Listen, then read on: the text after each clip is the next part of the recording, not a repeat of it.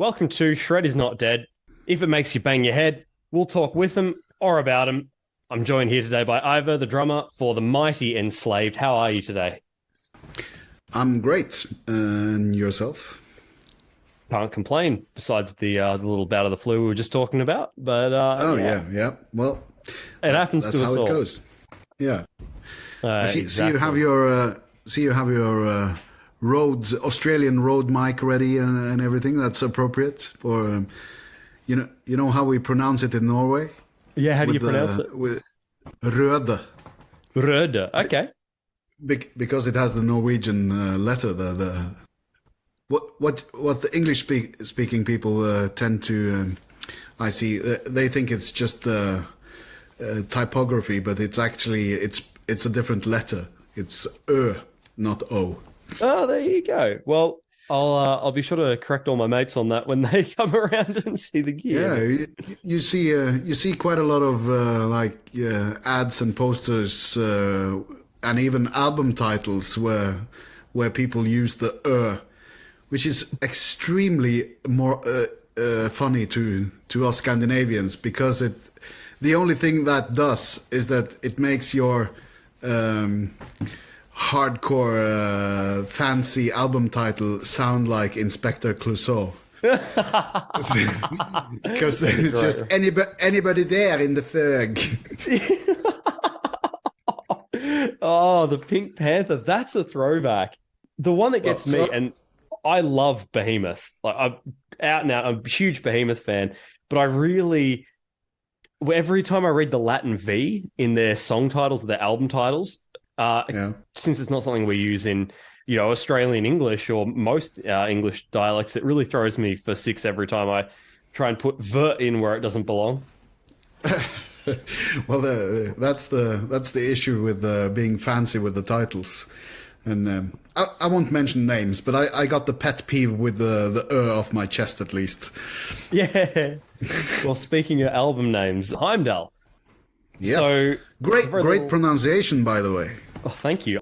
The Norse god who watches for the onset of Ragnarok, often referred to as the god of foresight for that reason. I was wondering if you could give us a little bit of information about that and bring it back around to the theme of the record. Is what's in a name? Yeah, well, it's a pretty broad subject, and probably the lyricists in the band would be better at going into the subtleties of it all. But in more general terms, the way we deal with the Norse mythology and using it in Enslaved is not. It's not your Marvel-esque, just cartoonish retelling of the stories that are kind of lacking in their original complexity anyway, because it has been for so many years now using the mythology as a kind of starting point and guideline for more abstract and philosophical musings, if you will. So the kind of the inspiration and the what info is available to us of Heimdal is available to anyone if they want to do the research, and what was his original role as it is described in the fragments that we do have, because that's what's interesting about him, is that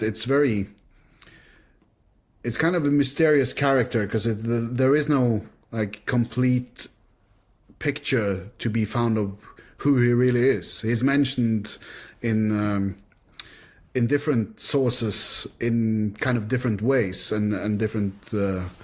He has been given differing qualities in the sources that we do have.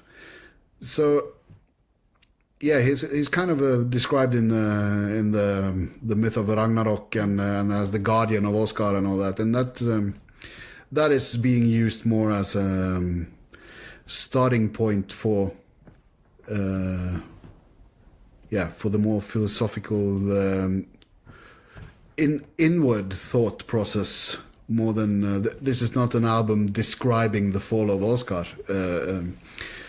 like literally. It's more like does those myths and stories signify? Well, one thing is what they did signify for the people back then.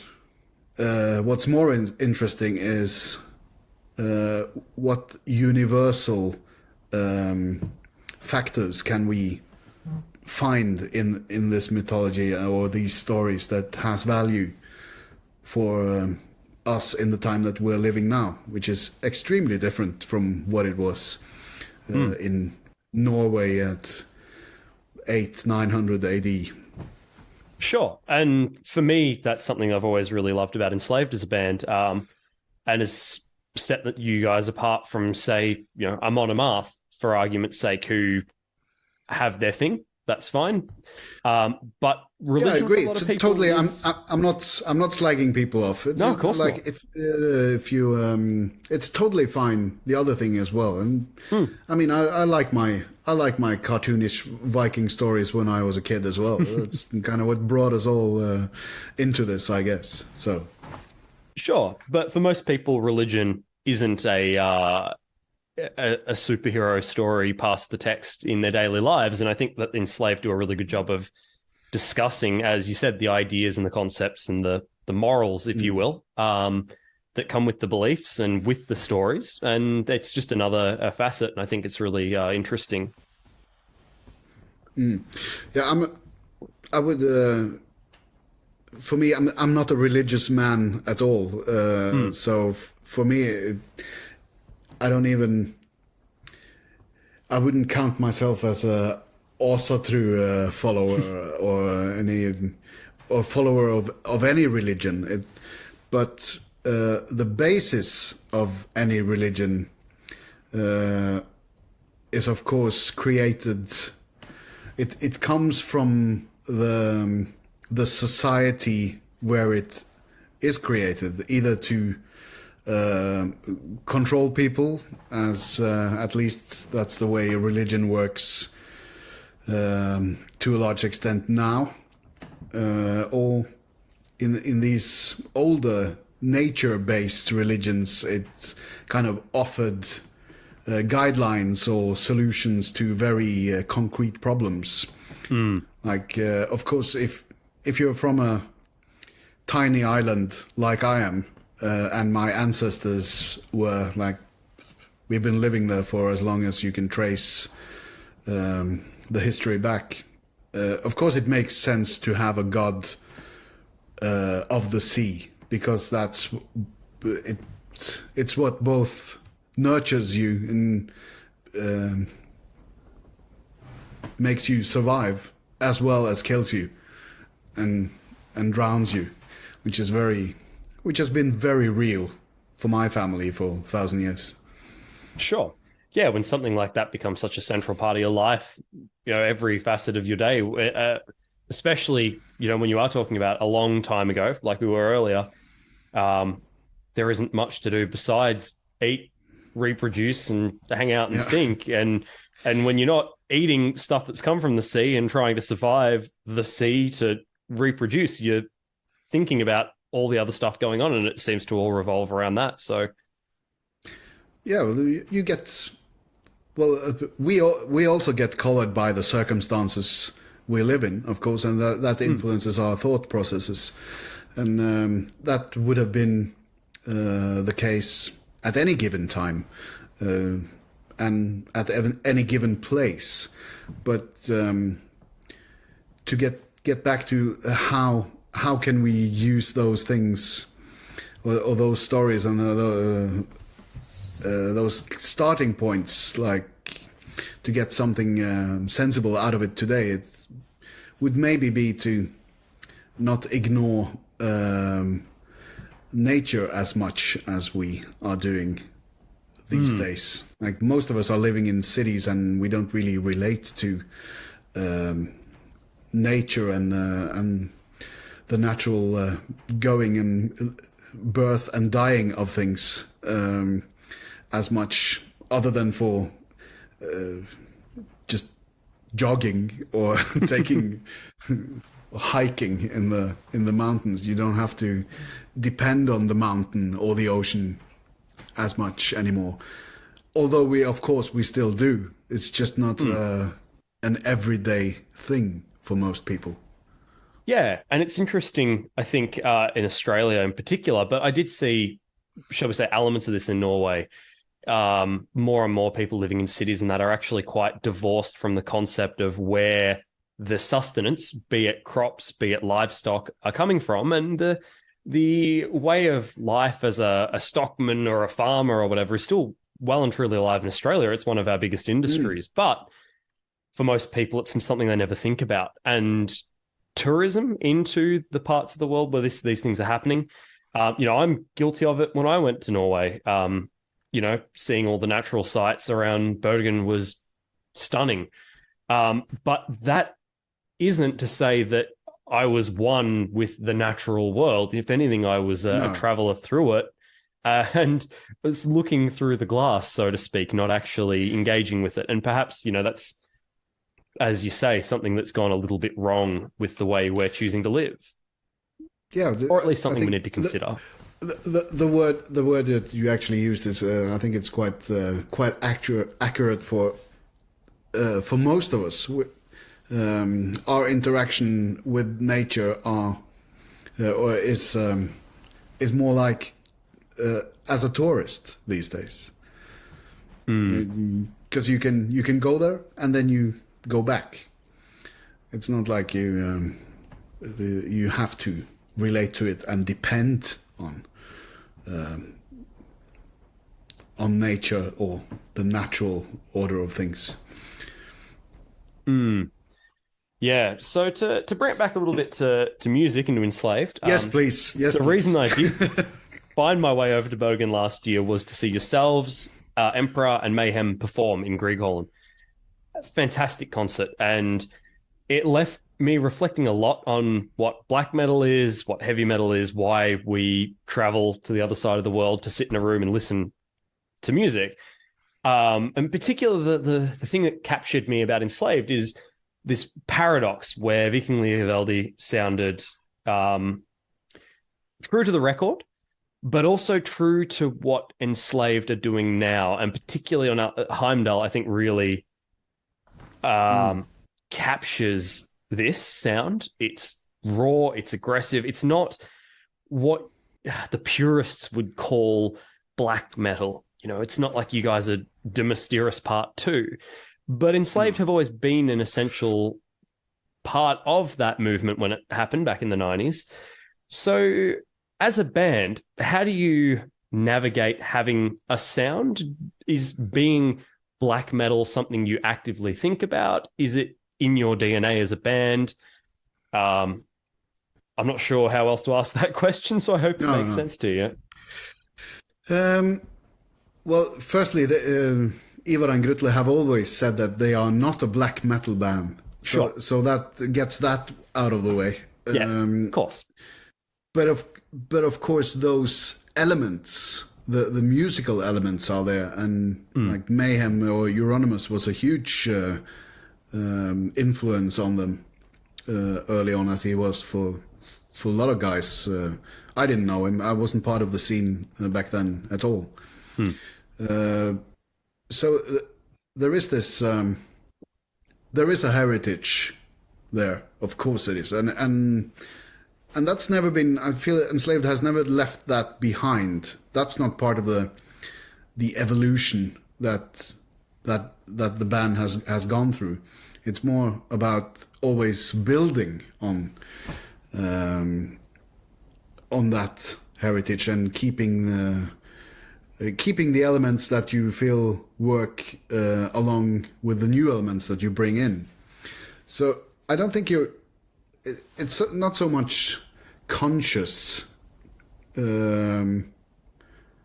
but every now and then it is, like a song from the new album Congelia, for instance, where we actually spoke about how about we do a song featuring the slow blast, like the kind of primitive Dark Throne ish beat, which is not really a blast beat because it's too slow, but it's just really it has a lot of resistance to it.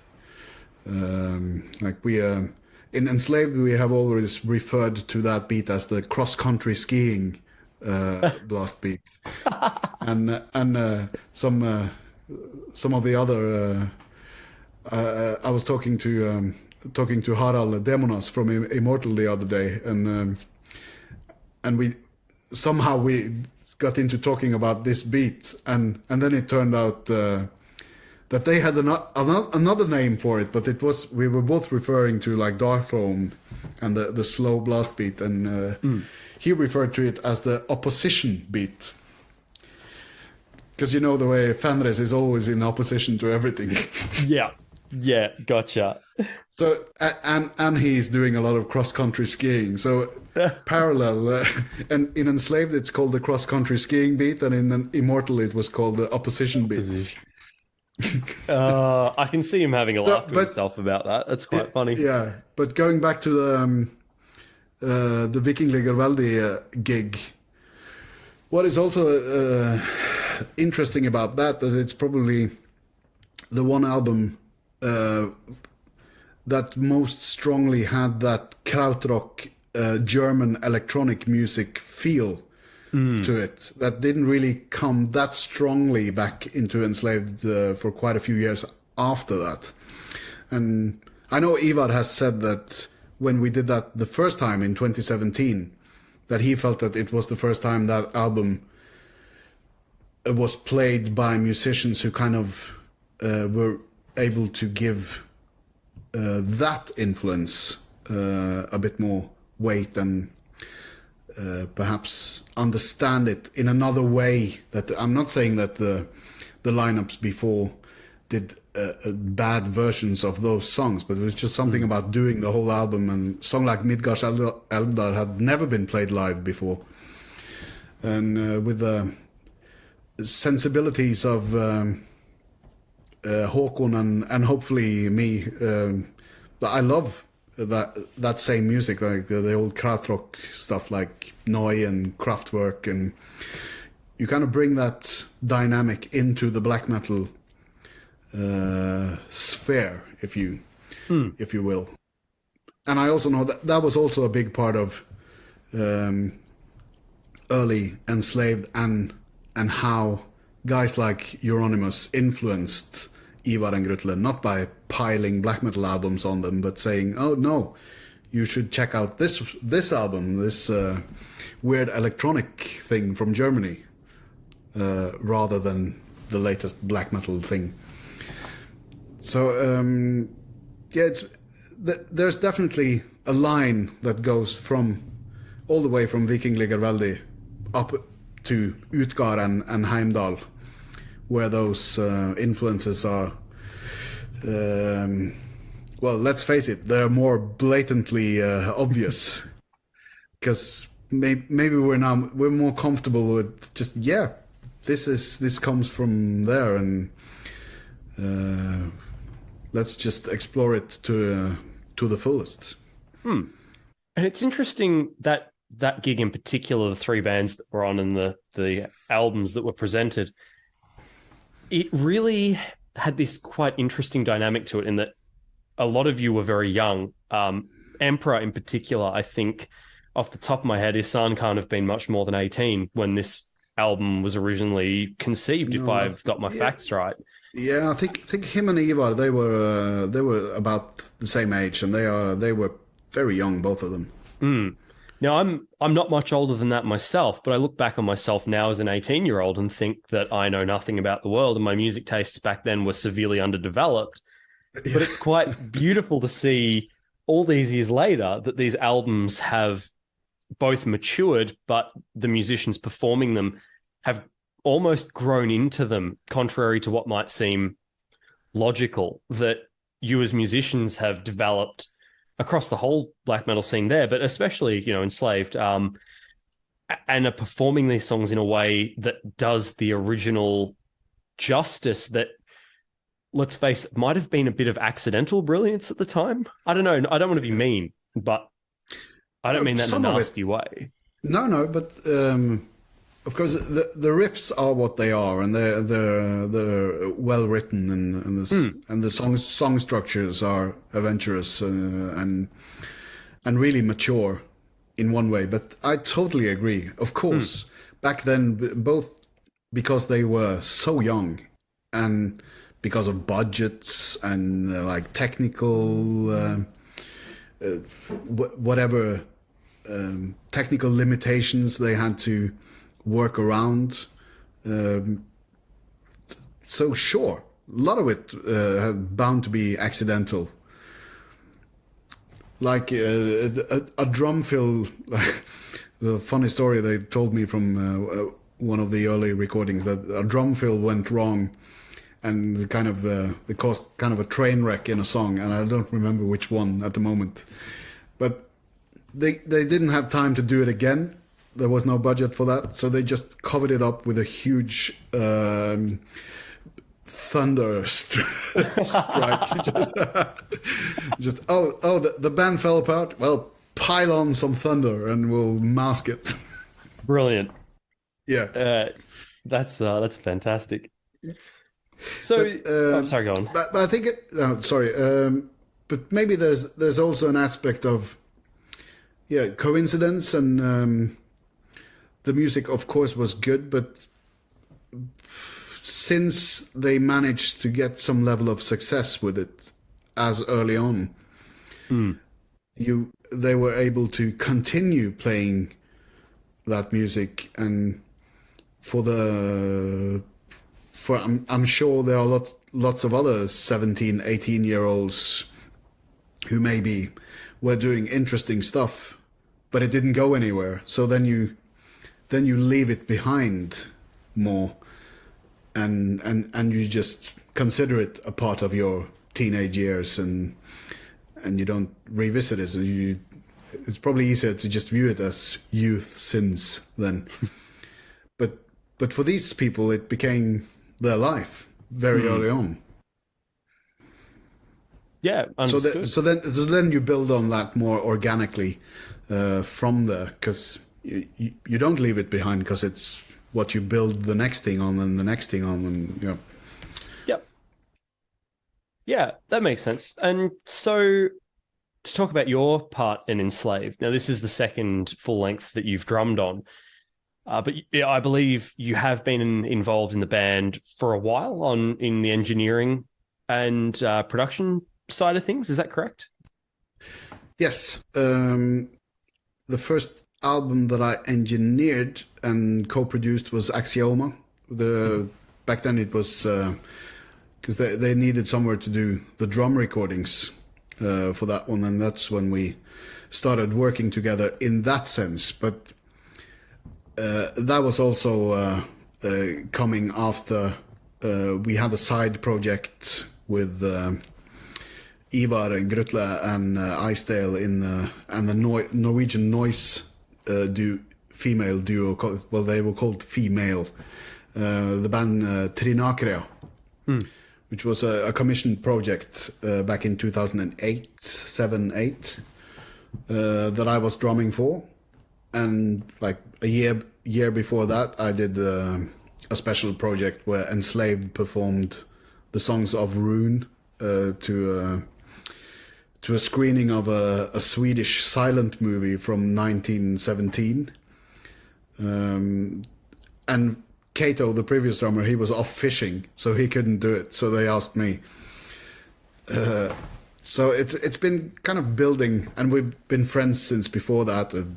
Cover, like playing the odd cover at jam sessions and side projects and stuff. So it was more a case of back in 2010.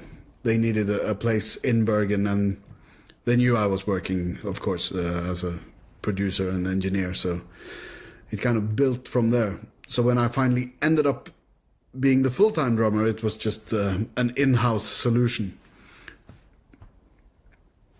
Yeah, and I suppose it would have helped the dynamics of the band when Utgard came around and they needed a drummer, that, there's no No cold calling, no introductions really necessary. Just off you go.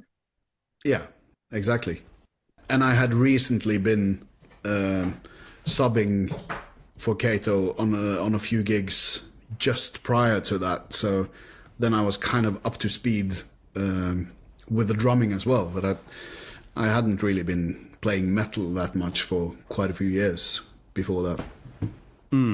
So one thing I think Enslaved did really well over COVID, and I don't want to drag on the COVID stuff. Don't worry, I'm not going to go there. I know you're probably sick of it, but the live stream shows, the Verftet series in particular, brilliant. Really enjoyed them, and I think that the way Enslaved did them had this really cool feel to them in that it wasn't trying to make you feel like you were at a gig. It was almost like sitting in on a private rehearsal session, but the rehearsal was immaculately performed. Do you see as a band a role for these types of things moving ahead, since they were quite good? Or now that touring's resumed, do you feel they're kind of pointless? Well, I definitely don't feel that they are pointless, because it's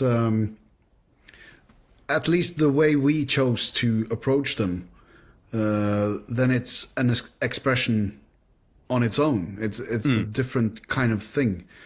But of course, the circumstances being what they were, kind of necessitated us spending our energy and budgets on things like that, and we did it to such an extent that it would probably be a while till next time we do something in that vein. But I'm really glad you picked up on how that differed from how a lot of other people tried to solve it, at least, because when the whole thing struck, it became obvious to me extremely quickly when we saw how people tried to do those online gigs, that they were not taking into consideration that it's not a normal gig. And it just became really embarrassing watching some people trying to act like it was a normal gig. So when we were doing the first, just prior to us doing the first one, because we, as everyone else, we were wondering how to do it.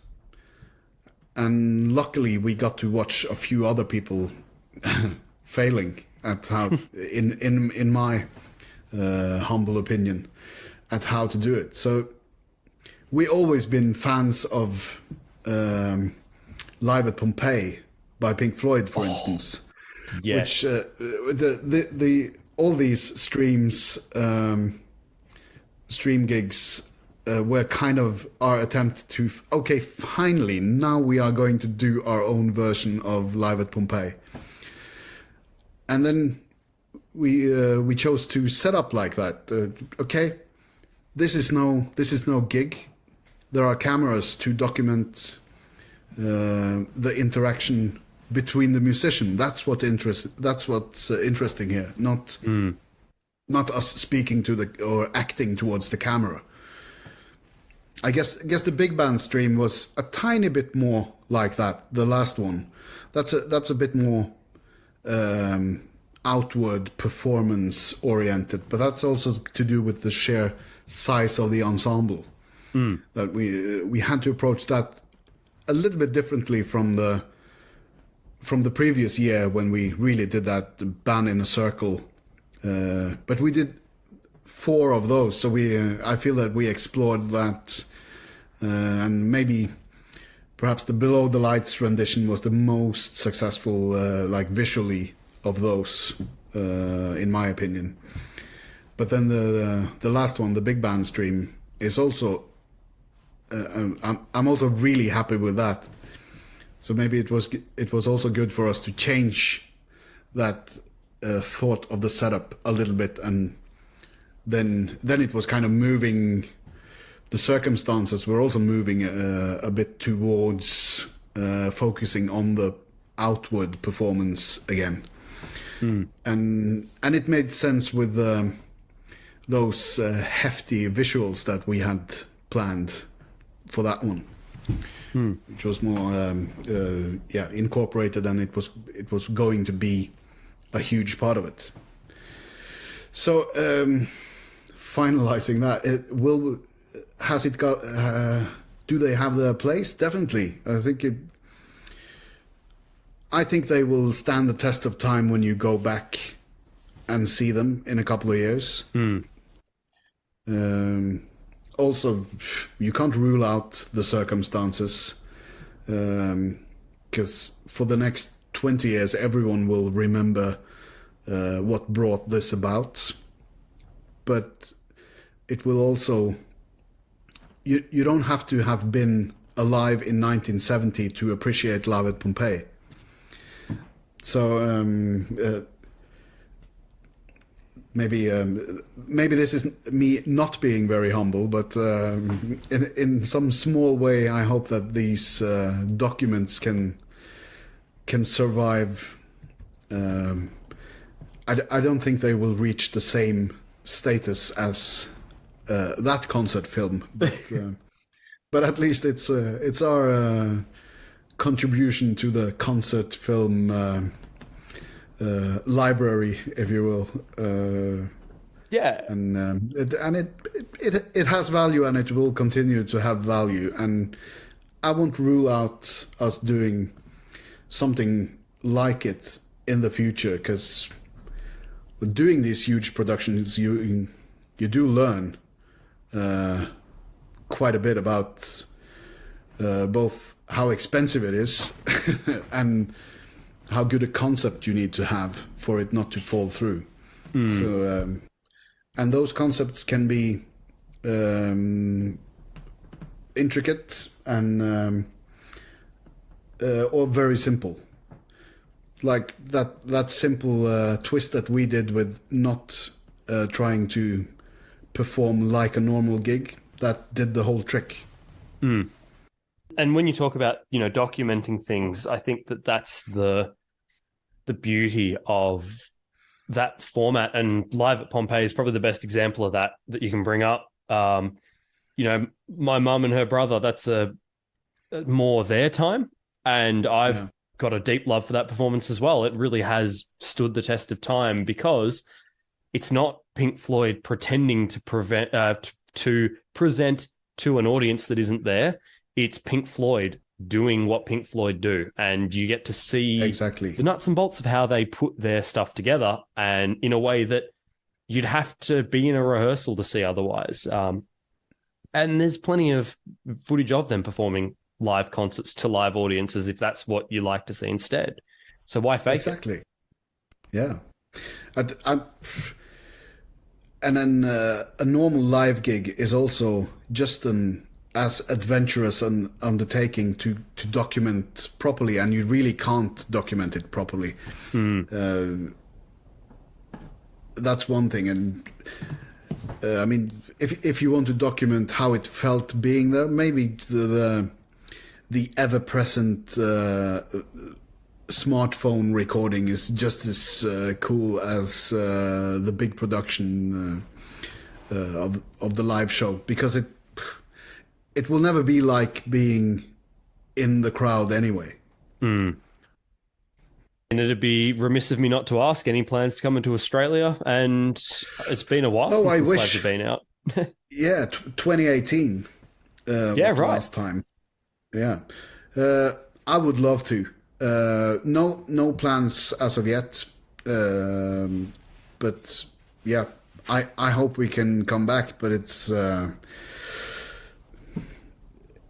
about both economics and other logistics, of course. Because it hasn't become easier